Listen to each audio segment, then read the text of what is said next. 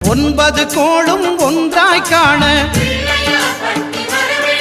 அங்கு கற்பகம் என்னும் கடவுளின் மெய்யில் சூரியன் முதலாய் 9 கிரகமும் பலவித குணங்களை கொண்டிருக்கும் எங்கள் கற்பக தருவில் அவை வரும்போது ஒன்றாய் சேர்ந்து பலனளிக்கும்.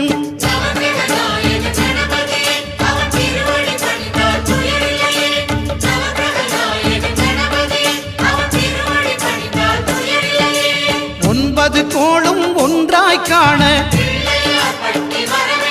அங்கு கற்பகம் என்னும் கடவுளின் மெய்யில்